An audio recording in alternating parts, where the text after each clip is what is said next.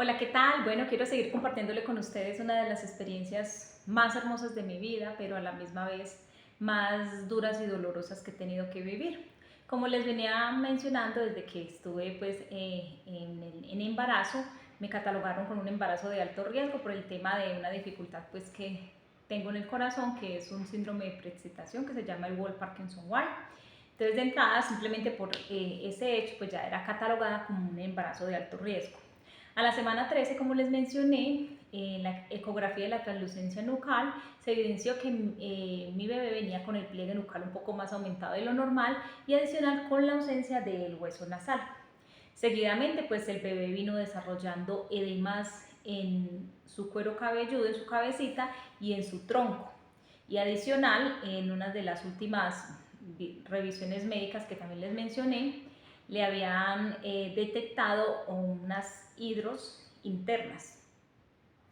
Y pues bien, también debido pues a todas esas características que había presentado mi bebé, me enviaron el examen de la miocentesis, el cual pues también ya me había realizado, y posteriormente, 6 días después de haberme realizado el examen de la miocentesis, que era básicamente con una jeringa sacaban un poquito de líquido amniótico para hacer la revisión y el examen genético o cromosomático.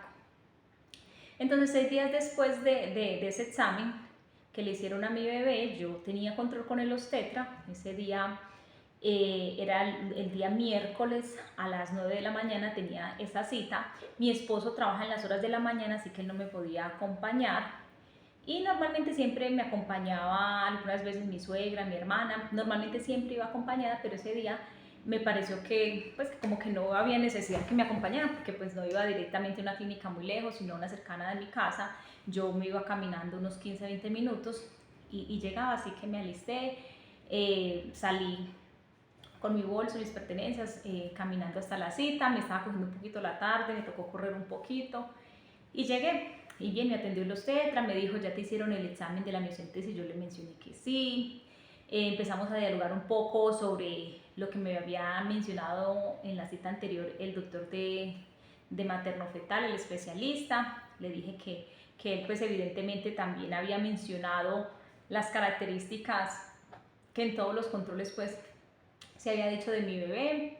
Así que el obstetra iba a empezar a hablar y dijo: bueno, acuérdate que yo te mencioné pues que había un riesgo de muchas cosas, pero eso, en fin, no hablemos más, simplemente no especulemos más, simplemente ven, te hago la revisión, la ecografía de control y listo. Entonces yo me acosté en la camilla. Él empezó pues a untarme pues la gel en el estómago y ya me tocó así como el estómago, pasó su mano sobre mi estomaguito, y luego la gel, y yo noté como una expresión rara, sin que siquiera hubiera colocado el aparato pues para hacer la ecografía, como que él se detuvo un poco y ya luego ahí sí colocó el ecógrafo y empezó a hacer los movimientos. Y yo siempre que me colocaban el ecógrafo, lo primero que hacía yo era ver la pantalla y de una vez pendiente a ver a mi bebé, que de una vez le palpitara el corazón. O sea, me encantaba ver de una vez su corazoncito ahí latir.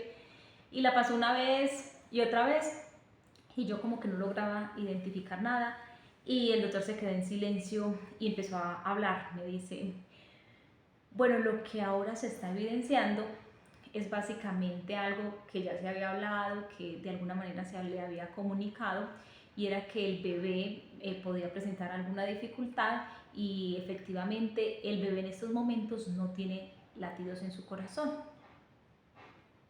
Eso fue lo que me dijo el obstetra en ese momento, y yo quedé como en shock, como un momentico, como que recibiendo la información, y le pregunté: ¿el bebé murió?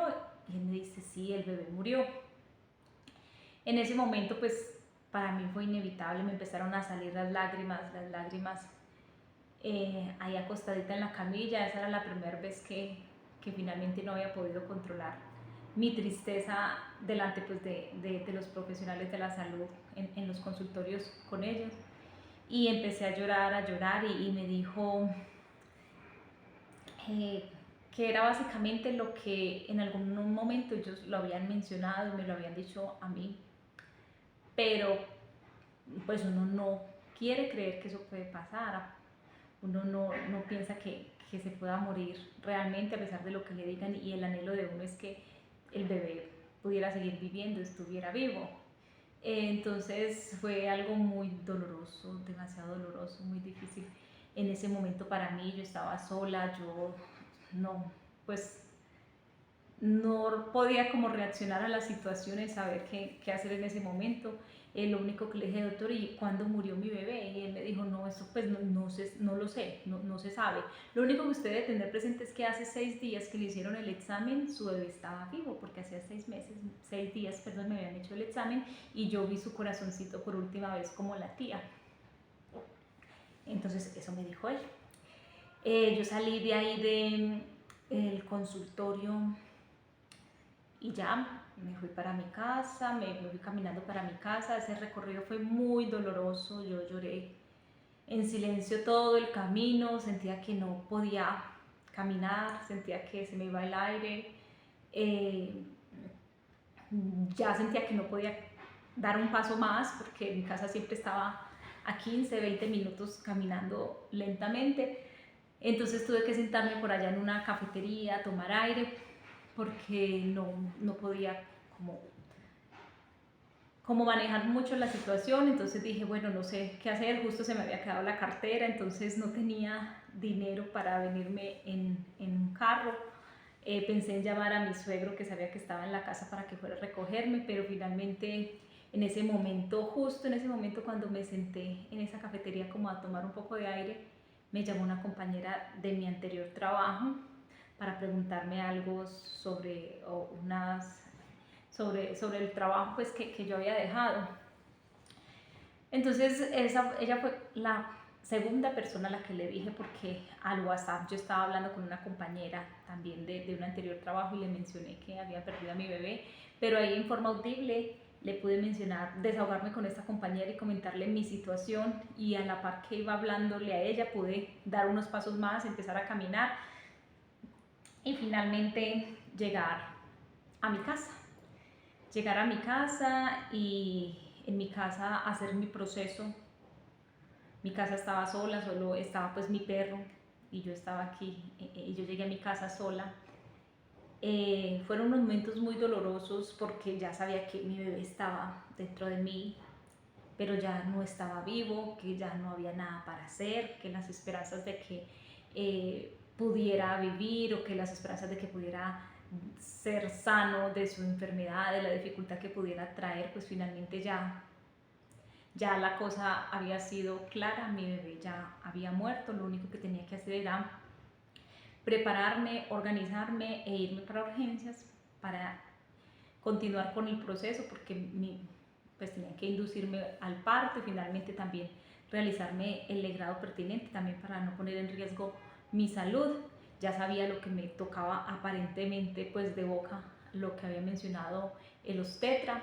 Sin embargo, llegué a mi casa, oré, lloré, me desahogué escribiendo en un diario. Yo tengo un diario de oración donde puedo anotar mi sentir, mis anhelos, mis deseos, hablar con Dios a través también de la palabra escrita, porque muchas veces cuando no puedo concentrarme en momentos tan dolorosos, que no puedo concentrarme a través de la meditación y la oración con Dios, siento que poder escribirlo, manifestarlo, me ayuda también a soltar mucho.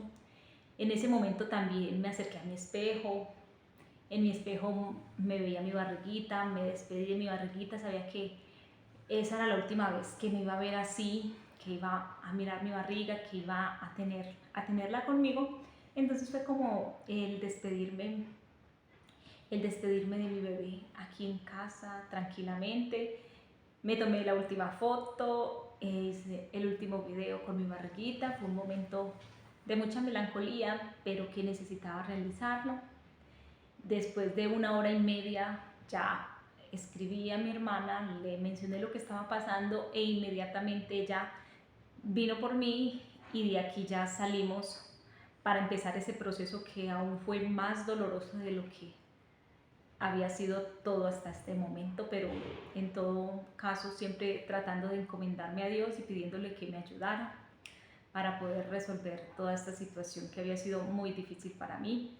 Hasta este momento yo no le había avisado a mi esposo y planeaba hacerlo de forma personal, presencial, pero no sabía realmente lo que me esperaba, porque yo dije, yo voy ahora en las horas de la mañana a urgencias y pensaba llegar en las horas de la tarde ya a casa y poder manifestarle a mi esposo lo que había ocurrido, pero realmente no fue así.